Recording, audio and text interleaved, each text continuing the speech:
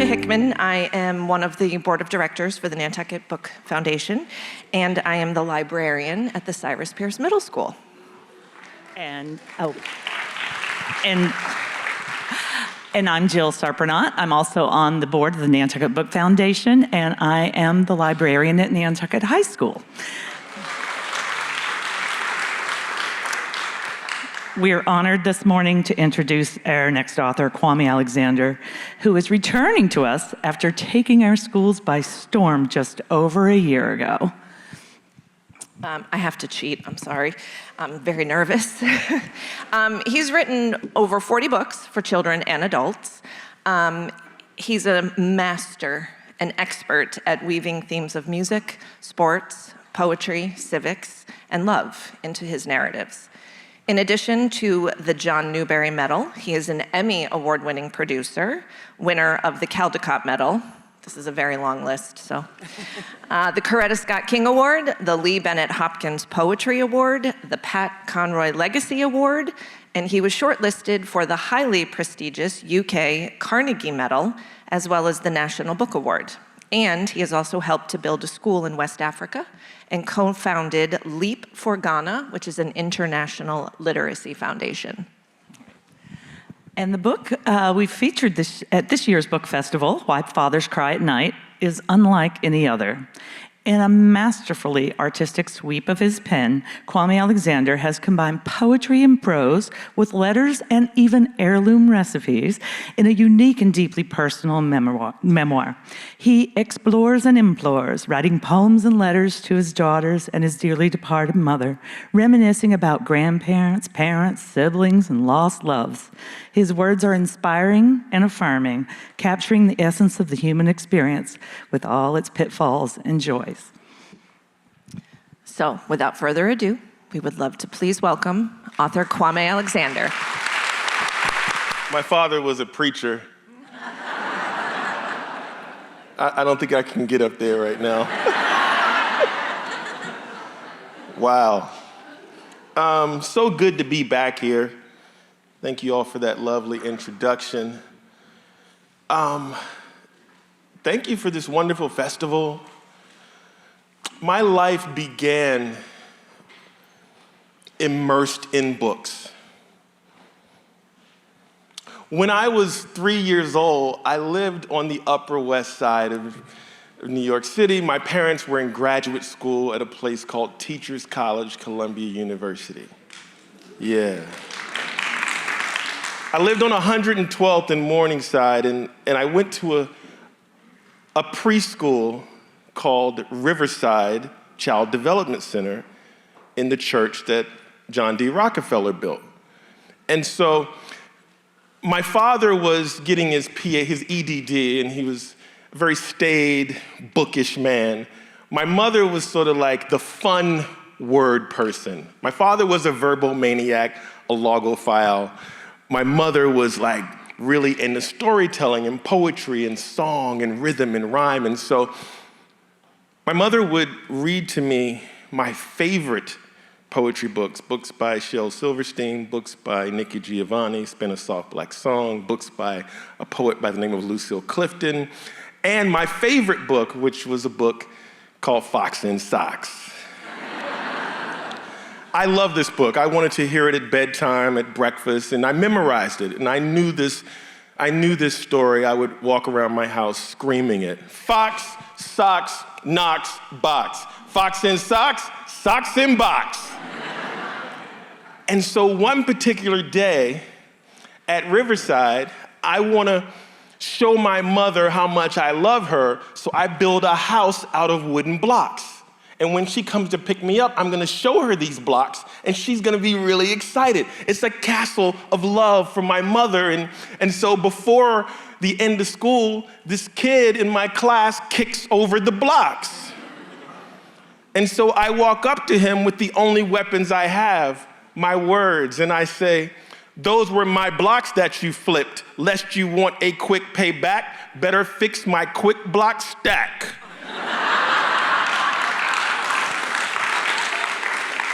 At which point he began to cry. When my mother arrived at school, the teacher said, "Mrs. Alexander, we have a problem. Your son Kwame is arrogant. He intimidates all the children with his words." And my mother said, "Thank you."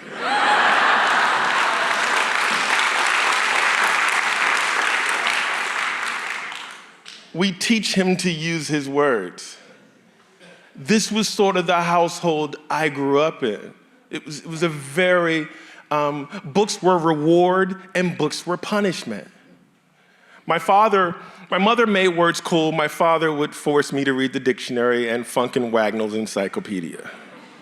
And we did book reports in the house.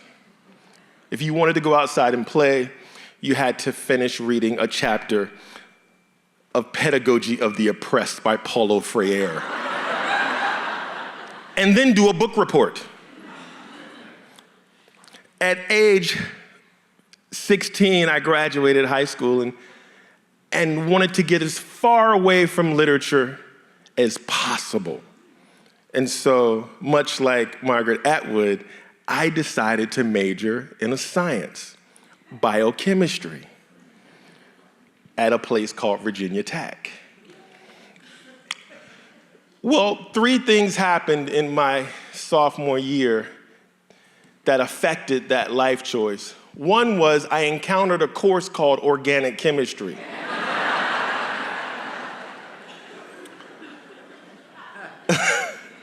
The second was I met a girl. And I wasn't very cool back then.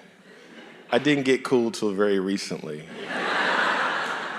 But I did know poetry, and so I wrote her a poem every day for a year. The third thing that happened is Nikki Giovanni became a professor at Virginia Tech, and I began to take her advanced poetry classes. Spring break of sophomore year, I go home to visit my parents, and much like actually not spring break, Thanksgiving. And much like every Thanksgiving, my parents are going to drive from where we now live in a place called Chesapeake, Virginia, near Virginia Beach. We're gonna drive from Chesapeake to New York City because the Friday after Thanksgiving, for most of my childhood, my father hosts a book festival, Mary, in a place called Harlem, New York. And I am the volunteer who works behind the table selling the books. And I'm the volunteer greeter. My sisters and I are doing all the work. So this is how I grew up in terms of words and literature. And so, 1987, we're driving from Chesapeake to Harlem, and we're on the New Jersey Turnpike, and all the books are in the trunk that we're going to sell at the book festival, and I'm in the back seat with my sisters, and they fall asleep, and I fall asleep. My mom is knocked out in the front seat, and my dad falls asleep. And the next thing I hear is Al, which is my father's nickname. My mother screams, Al.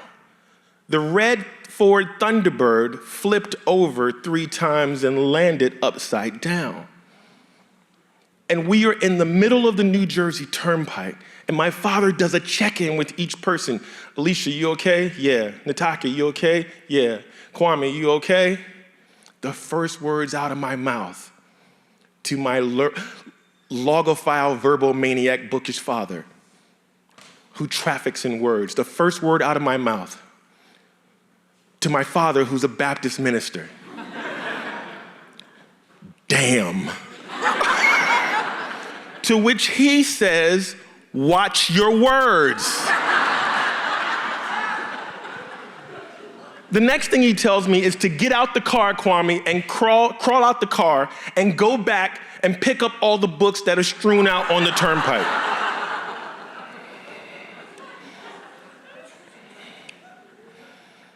And the next day, we were selling books at my father's book festival.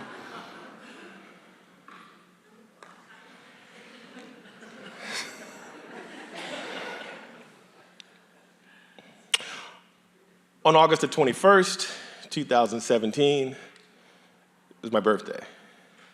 I was just returning from a Disney cruise to Alaska. And I hadn't checked my phone. I turned off my phone because I just wanted to enjoy myself and not do any work. And I get to Vancouver, and then we drive to a place called Bellingham because we need a vacation from the vacation. And so we're staying at the Chrysalis Inn, and I finally decide to check my voicemail. And I get a voicemail from my father saying, "Kwame, you need to come home. Your mother's in the hospital." And so we fly to Washington, D.C., and I drive to Chesapeake, Virginia. And when I get there, there's an ambulance at my mother's condo building. Now, my mom and my dad, they've been married for 50 years, but they live a block away from each other. This guy's like, hey, it works. Whatever works, right? They live a block away because she said she couldn't live with them anymore. So she lives a block away from him. And so I pull up, and there's an ambulance, and the EMT officers and my sisters and my father are arguing. And the EMT guy says, "Are you Kwame?" I'm like, "Yeah." He says, "Your mother wants you in the back of the ambulance." And so I get in the back of the ambulance. And she's sort of laughing a little bit, and she's like, "Hey, Kwame, I'm fine. I want you to come to the hospital with me. I don't want them to come. It's just too chaotic." I'm like, "All right." So it's August 26th, and we're at the hospital. Now, a really cool thing happened that my mother got and my father got to experience. It was this thing called the Newbery Medal, and it's an award for the most distinguished contribution to American literature for children. And I happened to get the call that said I won it on February the 2nd, 2015. And I remember I called my mother, and she didn't pick up.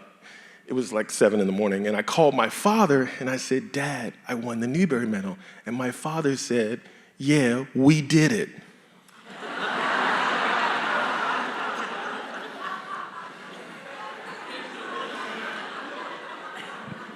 The thing about winning the Newbery Medal as a children's book author, it sort of sets you up for life. And so I began to get other book deals. And I, was like excited because I had more books I wanted to write, Nicholas. And so one of the books that I had written or was contracted to write was a book called Rebound. Have you read it? Not yet? Okay.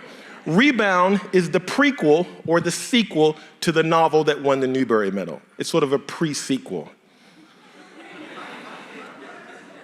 The novel that won the Newbery Medal is called what, Nicholas? Crossover. So I have a contract to write this novel called Rebound. And they paid me a lot of money for it because I won the Newbery Medal. And they said, "We want the book by January the 1st. Well, January the 1st came and went, and I hadn't turned in the book. And they said, "Well, we need it by March." And by, March came and went, and I hadn't turned in the book. And they said, "Kwame, we need your book by July 1st. And I said, "Why are y'all pressing me? I won the Newbery Medal. Stop tripping." And they said, "You can't use that book for so much." And so they said, "Look, we need your book by September the 1st. And so it's August 26th. It's 5 days before the book is due. And I'm sitting in my mother's hospital room, and maybe there are a couple chapters left, maybe about 40 pages left to write. And she's resting, and I'm sitting in the recliner, and I'm working on the book because the book is due in 5 days. And the next day, she wakes up, and we talk a little bit, we watch a little TV, and I'm sitting in the recliner working on the book because the book is now due in 4 days. And the next day, she has a stroke. And she can't communicate, and I'm putting a straw into her mouth and letting her sip the water. And I'm sitting in the chair because the book is due in 3 days, and I'm gonna finish this novel. And my agent calls, and she says, "Kwame, you don't have to finish this book. I've talked to your editor. Just focus on your mother." And the next day, the doctors come in and they say, there's nothing we can do. Would you like to take her home? And I call my sisters and I tell them, you all need to come to the hospital room, because none of them had been in the hospital room, because she said, I do not want anyone in this room. And so while I'm waiting for my sisters, I'm in the chair working on this book, because this novel is due in 2 days and I am determined to finish it. And my sisters and I talk about how when my grandmother was on her dying bed in the hospital, my mother took her home so that she could die on her own bed. And so we decided to take my mother home. And the next day, I hold her hand. And she can't talk, she can't communicate. And I say, honey, I used to call her honey. I say, honey,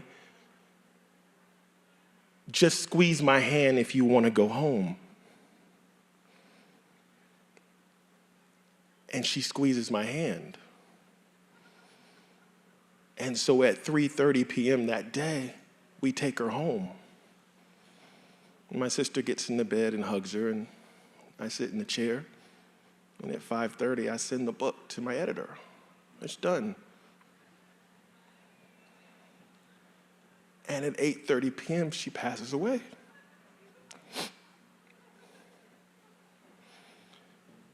And all I could think, Nicholas, is I had to write this book about a boy who's having to deal with the most tragic thing that ever happened in his life, and he has to figure out how to rebound from it, because I'm now gonna have to figure out how to rebound from the most tragic thing that ever happened in my life. And the only way I know how to do that is through the words, because that's what I've been taught my entire life, is how to use my words.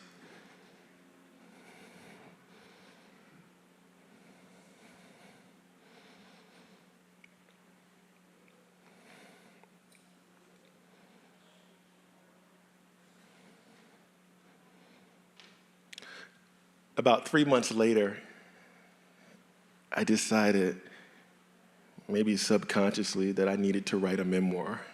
I didn't call it a memoir, I just said, I need to write. I need to deal, I need to heal, I need to cope, I need to figure this out.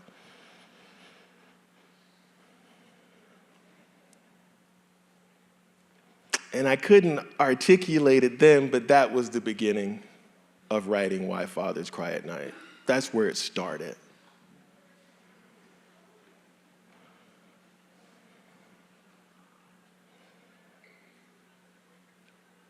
I will say this, that the journey to writing that memoir uncovered so much of what I learned that was not serving me as a man, as a human being. And I'll just give you one example, and then I just want to open it up to questions, because I don't want this to get too sad. Too late, right? I went to a place called Puerto Rico with two of my buddies. And here's how it happened. Marshall and Mike and I had been friends for 30 years. And for the first 10 years of our friendship, we did everything. We traveled internationally, we hung out, went to movies, just kicked it, had a good time. And then something happened, and I stopped being able to hang out with them. And they would call, Kwame, you want to come? Nah, I'm busy, I'm writing. Kwame, you want to? Nah, I've got to go to this book festival. Kwame, you know, I'm working on this play. And over time, 10, 15 years, I still talk to them every now and then, but I was not tight with them, because I was out in the world trying to change the world one word at a time. Business is what mattered. Who has time for friendships? And so as I'm writing this memoir, I send it to my buddies, and it sort of, opens up rekindles our relationship. And so I realize I need to probably be a better friend. So I say, fellas, let's go to Puerto Rico and hang out for a weekend. They're like, yeah, right. What, you got a book festival or something? You going to a school in Puerto Rico? I say, nah, I just want to hang out. In fact, I'm paying for the trip. Oh yeah, we're going. So we go to Puerto Rico, and we're in San Juan, in central San Juan, and we're having dinner, and I'm just, I'm in my vulnerable mode because I'm writing this memoir, and I'm discovering more about myself and what hasn't served me, and how I want to be a better father, lover, son, partner, and I say, fellas, have I been open and vulnerable with y'all? Hey, and they both look at me and laugh. And they say, dude, you've always been surface.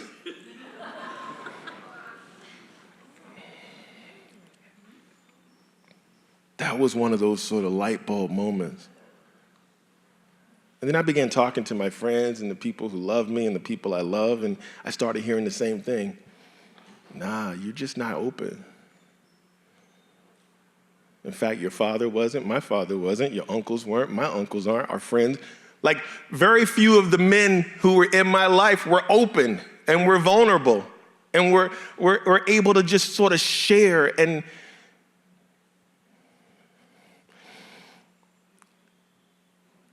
so I'm the oldest, and my youngest sister was visiting with her son, my nephew, Jordan. He's 9. And my daughter, I have 2 daughters, my 15-year-old, who's on her way to Paris for a month tomorrow, which is why I have to be on the last ferry tonight, guys. Otherwise, I'd stay and hang Mary. My 15-year-old loves Target, and her mother, she and her mother argue all the time over what to wear. It's too short, it's too tight. So I'm the one who gets to go to Target. But I love it, because it's our time together. So we're in Target, and we are having a blast. I take Jordan, my nephew, with me. My daughter's in the dressing room. She's coming out trying on stuff. Meanwhile, Jordan and I are in the aisles, and we are dancing, and we're having a good time. And we're just like, I love you, uncle. I love you, nephew. My therapist said, Kwame, you're moving too fast. Slow down. No, I can't. I'm an open book now, too late.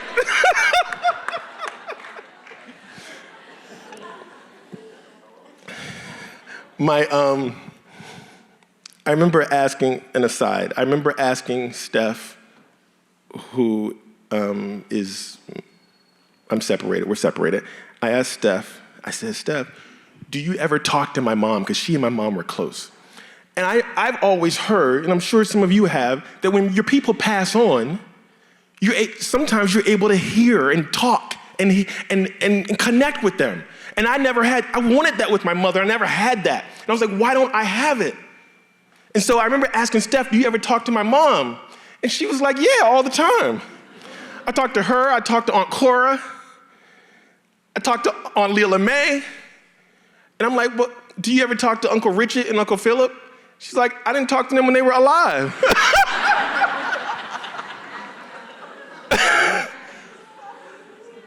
So my nephew and I are in the aisles dancing. We have a blast. We get home. 2 days later, my sister's at home in Staten Island, and she calls and she says, Jordan just came up to me and he's like, I miss Uncle Kwame. I can't wait to grow up so I can be an uncle like Uncle Kwame. I don't want to be that man who's not remembered.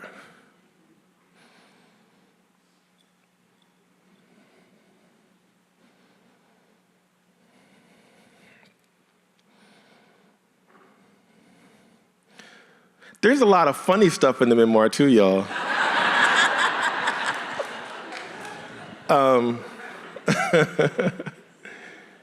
Can I get a paper towel or something? Thank you, my friend. I don't want to just keep talking. I got a lot of stories, but maybe they'll come out. But let's just open it up. Any thoughts or questions or anything?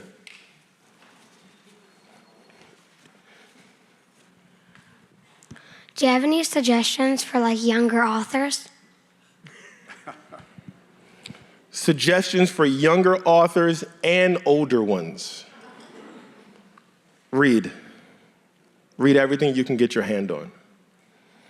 Nicholas T.S. Eliot said, immature writers imitate, and mature writers steal.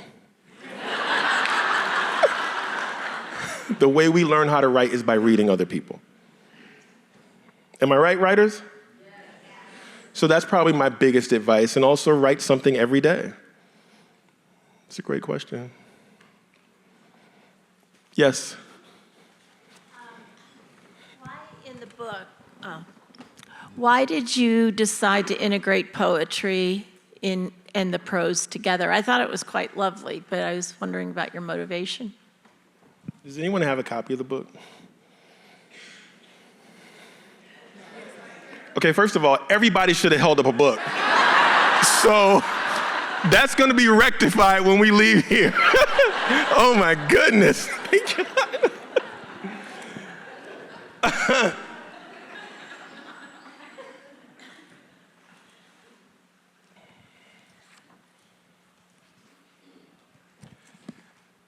Sometimes the world is not so beautiful. Sometimes things are so heavy, so weighty. We need some way to be able to digest them, to make them more palatable. Sometimes we want to impact change. We want people to change the way they act. You want to change the way they act, change the way they think. You want to change the way they think, change the way they feel. What better way to change the way people feel than through poetry, which hits us right here, immediately. And so I'm going through this divorce, and I'm trying to figure out how not to fall into this trap of this death to devastate me, her, my kid. And so the only thing I can do is capture it in this manner. Instructions for leaving. Once the earthquake is settled, accommodate the anger, let it move in, fix it dinner, then put it to bed.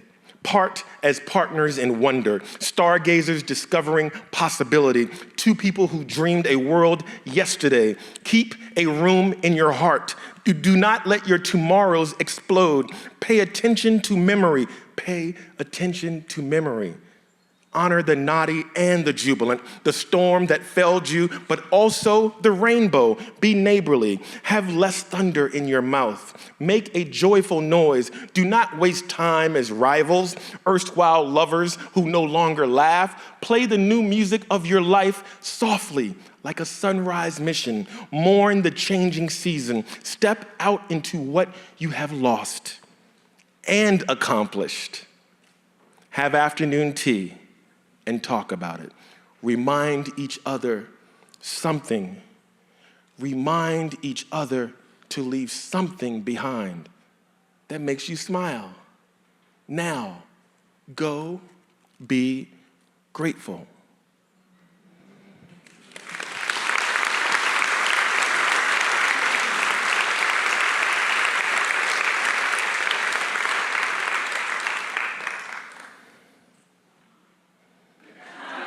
I'll give it back to you. I know it's yours, Mary.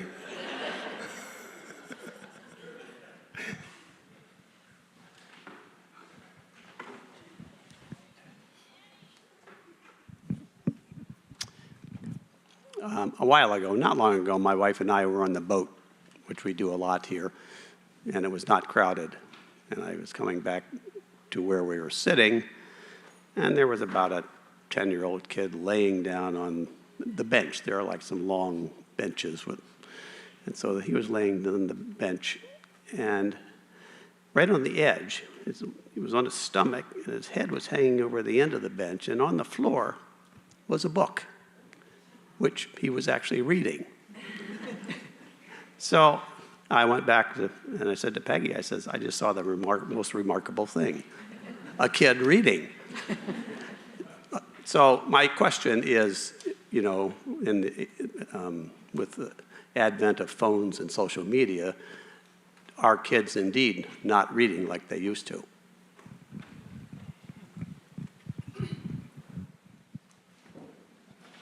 It's a great question.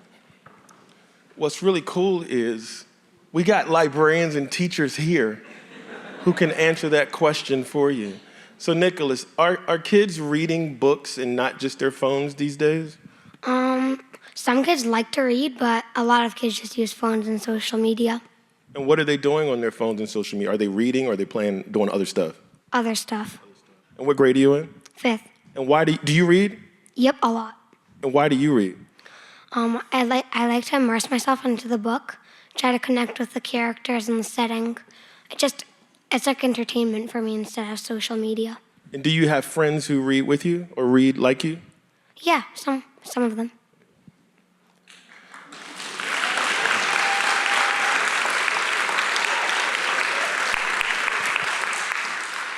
Here's the thing. What's your name, sir? Steve. Books are amusement parks. And as adults, we got to remember to let the kids choose the rides. It's not enough just to get kids to read, to make them read. The idea is, Steve, to get them to want to read. And how do we do that? Well, we find those books that are going to connect and resonate with them. And in 7th grade, it wasn't Tuck Everlasting for me. And my teachers and librarians just forced it. They didn't understand that I just wasn't interested. You know, maybe if they had given me The Outsiders, if they had given me Roll of Thunder, Hear My Cry, if they had given me some of the books that I would have wanted to read, I would have done it. And I would have wanted to do it.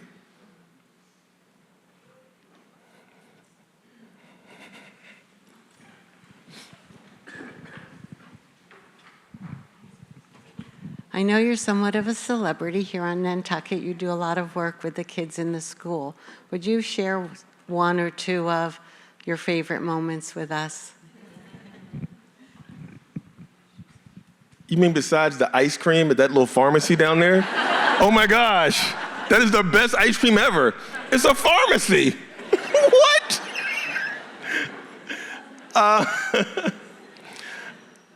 I will share a couple of sort of experiences that I've had with kids over the years, just in different places. Certainly, I'm grateful for having been invited back again here. And so I want to thank the foundation and the schools for the support.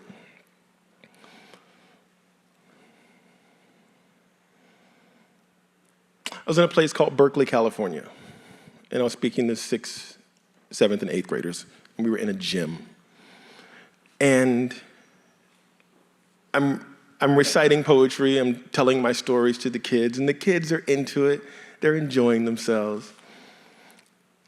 But there are these one row of kids right here, and they are loud, and they are boisterous.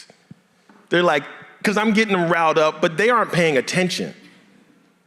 And so the principal starts making his way to this row because he's going to what? At worst, he's going to kick them out. At best, he's just going to warn them. And so I don't want them to miss out because I know the power of words and how literature can transform us, and I need to have an opportunity to reach these kids. All the kids deserve all the inspiration, and all the books provide the inspiration. And so I start walking towards the row 2. And the principal's about to put his hand on the shoulder of this kid, and I say, no, I got this. And the principal looks at me like, this is my school.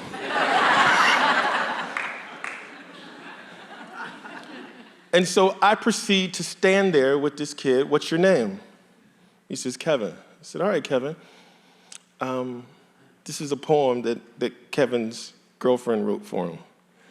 So now all the kids are like, oh! And I say, it's a haiku. You know what a haiku is, Kevin? You know how many lines in a haiku? 3. 3. How many syllables in the first line? 5. Second? 7. Third? 5. Great.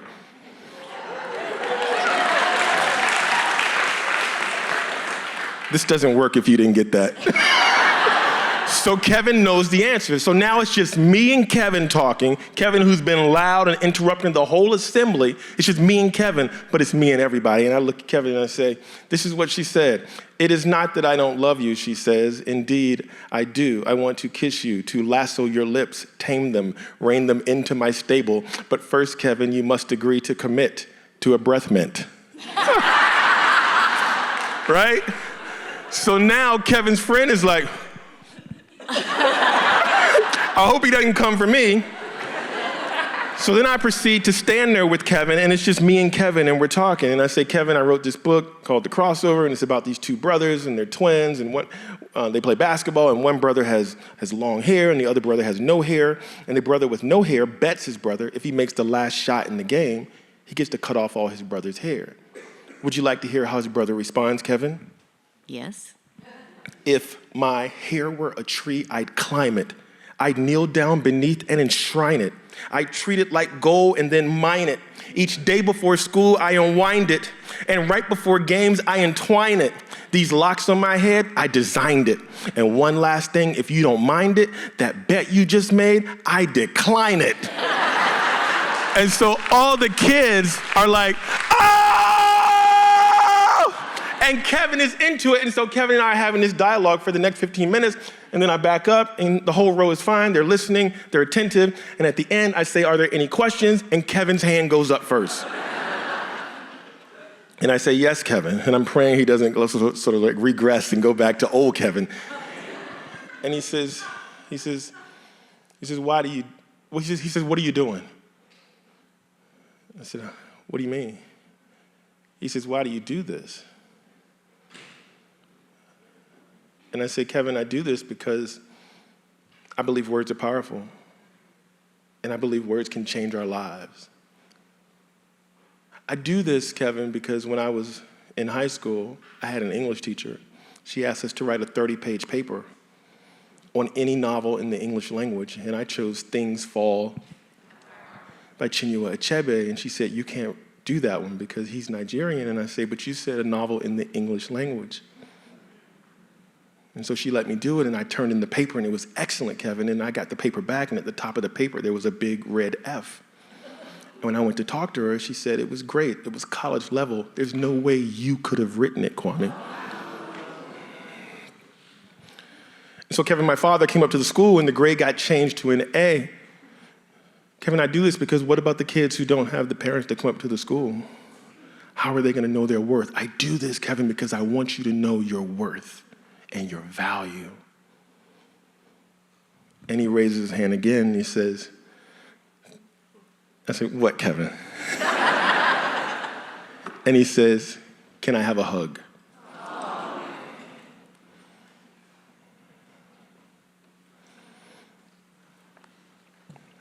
What about those kids? How are they going to know their worth? Which is why this job of being a teacher is so sacred. It's sacred work. You have in your hands the capacity to build and nurture beautiful human beings or destroy them. I am a little petty. When I won the Newbery Medal, I took it back to my school.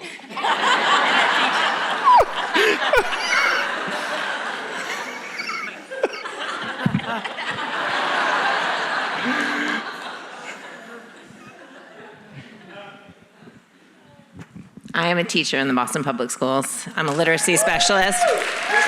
We use your books all the time. I work grades 2 to 6, though, and sometimes your books are a little higher than my kiddos. But your poetry lessons online, your 2 poetry lessons, are you going to do more for us? Thank you. Yeah, I do a virtual webinar series called Author Study. It's 4 times a year. I visited about 2,000 schools over the past 10 years around the world, and I realized something, that there were quite a few schools who couldn't afford to bring me, in particular Title I schools. And so I created this virtual webinar series called Author Study that is so affordable to be able to reach K-12 schools, in particular K-8 schools. And so I provide a lot of classroom instruction, poetry instruction, many lessons through that author study. But the short of it is, yeah, I plan on doing a lot of that. In fact, between me and you, I'm only gonna tell you. I've been working on a new poetry show for kids with Fred Rogers Productions. So, yeah.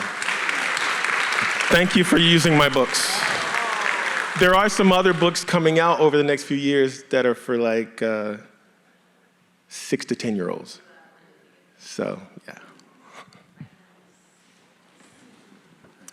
Hey, I just want to know, what do you know about how to use your words now that you didn't know when you had the Caldecott Medal book?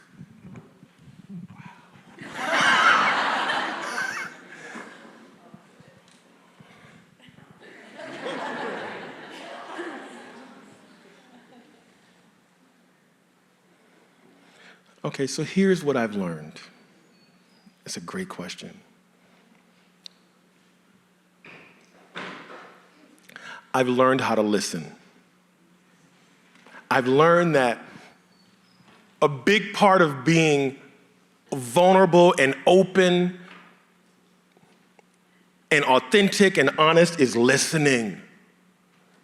So my mother, I used to get in trouble a lot. Y'all probably don't believe that.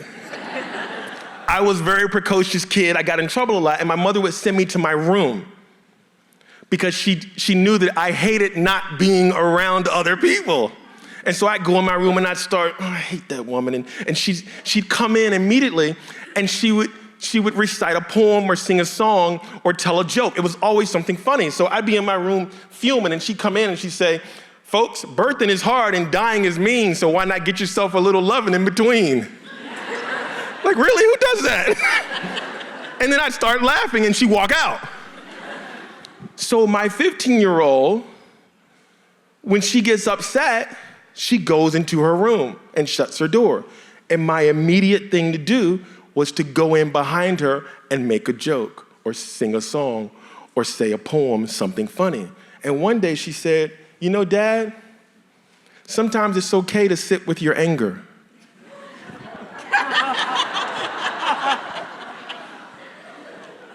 I listened. I learned. I gotta listen to the people who I love and who love me. There was I moved to London in August of 2019. I lived in a place called St. John's Wood, and my apartment, my flat overlooked Lord's cricket ground. And I remember the first week I moved in, I was working on a book with James Patterson called Becoming Muhammad Ali, and I was working on the memoir a little bit, and I checked my mailbox and I had a letter from a fan letter.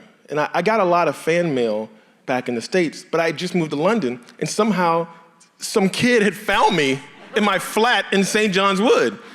And so I read the letter, and the letter started off with, hi, my name is, I live in Santa Monica, I'm a 5th grader, and I love your books. I've read Rebound, Crossover, I've read all your books multiple times, me and my friends love them. And she's just going on, and I'm feeling like, yeah, I'm the dude. And then the third paragraph, she says, however, I've noticed that you never have any females as main characters in your novels. And me and my friends think it's about time that you did that. Girls have a lot to offer. In September, I have a book coming out called Black Star, and it's about a 12-year-old girl who's a baseball pitcher. I listen. I think I've just learned to listen.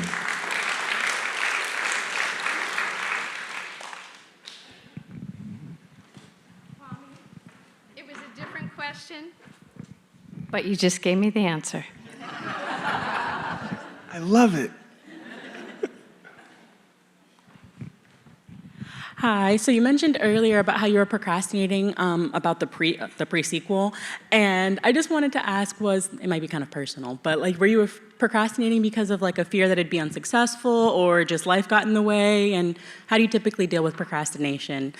I kind of identify as a writer, and I'm always procrastinating.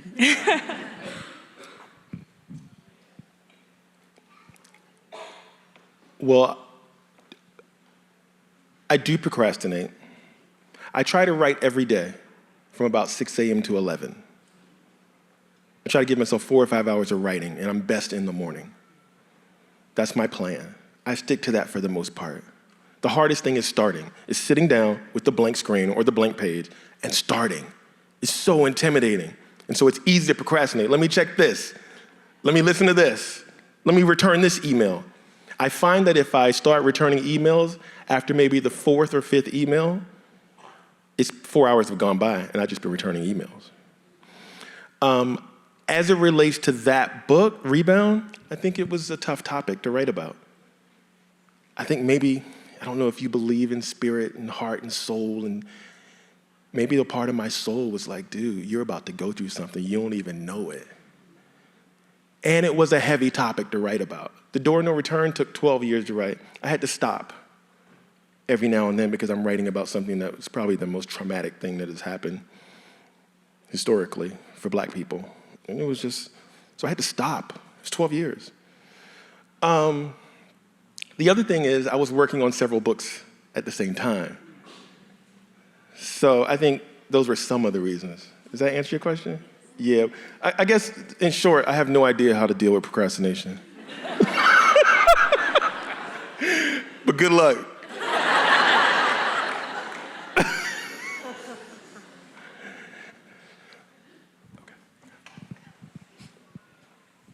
Hi, I'm a teacher here at Nantucket Public Schools, and yes, thank you. I work with kids who don't see themselves as readers, and usually they end up picking up one of their books, or your books, I should say, not their books, your books, and they see themselves as readers afterwards. And so I just wanted to say thank you, because those kids don't always know how to say thank you, and so for them, I'm just thanking you.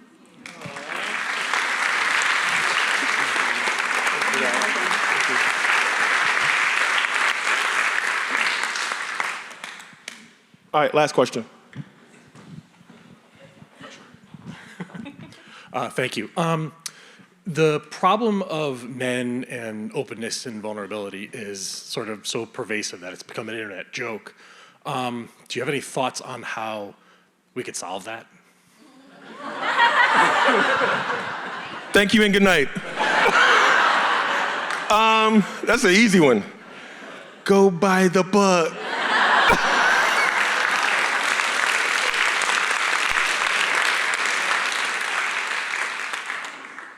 No, I'm serious. Buy the book.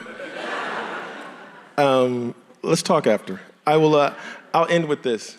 The last time I came here, I was a month out from launching the Disney TV show, The Crossover. It premiered in April of 2023. Anybody seen it? Good. More hands, people, more hands. And so 8 episodes debuted in April of 2023. And in August, we were waiting for a green light for season 2. We were like, oh, is Disney gonna give us a green light? Because the show did pretty well, we thought. And then we didn't hear anything. And then November the 3rd, I was sitting at my post office, and I was in the car, and I checked my email and got an email saying that The Crossover had been nominated for 2 Emmy Awards. So I was like, oh, this is great. And I'm sort of really excited. I'm calling my dad. I'm texting people like this is major. And then that was at like 3:03 p.m. And then at 3:33 p.m., I got a call from Disney, a Disney Plus executive. And he said, Kwame, congratulations on the Emmy nominations. This is major. I just wanted to call because I didn't want you to get your hopes high, but we've decided to cancel the show. And I said, huh? We just got 2 Emmy nominations. And he said, oh, that doesn't translate. You don't have enough viewers, and we're just gonna focus on Star Wars and Marvel, and so sorry. And he's like, I hope I didn't put a damper on your day. and so I didn't understand it, and so I went home, and well, first I went to the grocery store and I got some Ben & Jerry's. Really cliche, but I did it, and I sat in the bathtub and I ate a pint of Ben & Jerry's, and I called my father and I said, Dad. Oh, the other thing the executive said is, I'm gonna call all the producers and the actors and tell them. I said, under no certain circumstances should you call anyone else today. Give them 24 hours to enjoy this moment like you should have given me. So I called my dad and I said, Dad, the show got canceled. We got 2 Emmy nominations, but the show got canceled. And I'm just really distraught. And he starts laughing. And he says, so let me get this straight. You won a Newbery Medal. You got your book got adapted for TV, and you got 2 Emmy nominations, and you're upset? He's like, be grateful for what you have. This is major.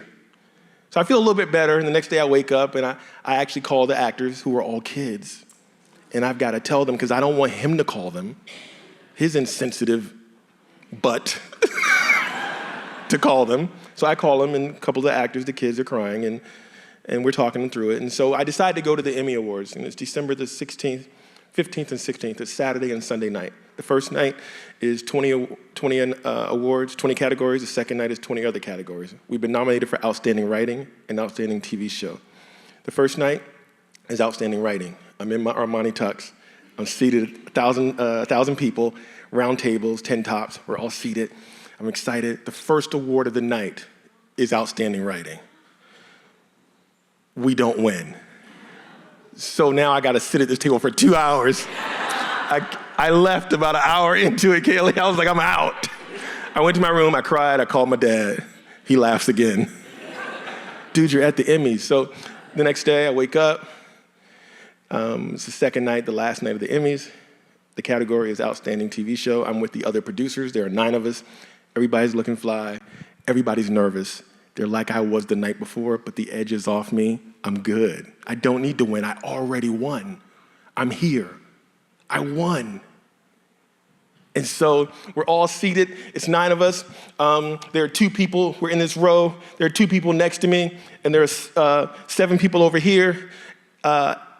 Erin, who's one of the producers, is in all white, and she gets up every 10 minutes to go to the bathroom because she's been nominated 10 times and she's never won, and she really wants to win. I'm like, whatever, we already won. It's all good. So our category is the best category of the night, the biggest one, Outstanding TV Show for teens, and so it's the last category of the night. So we're there for 2 hours. The guy from Ted Lasso comes out, and he says, and the nominees for Outstanding TV Show for teens, the crossover, we're like, yeah. I'm like, yeah, it's all good. And the Emmy goes to, and I kid you not, he says the K. All he says is the K. I am somehow leaping over the 2 people, and I am in the aisle dancing. And I am halfway down the aisle by the time he says the crossover, and I get on stage, and they hand me this Emmy, and this poet, this author of 40 books, this kid who was raised on words does not know what to say, and I am speechless. And all I can hear in my head is, Kwame, use your words. Thank you all so much.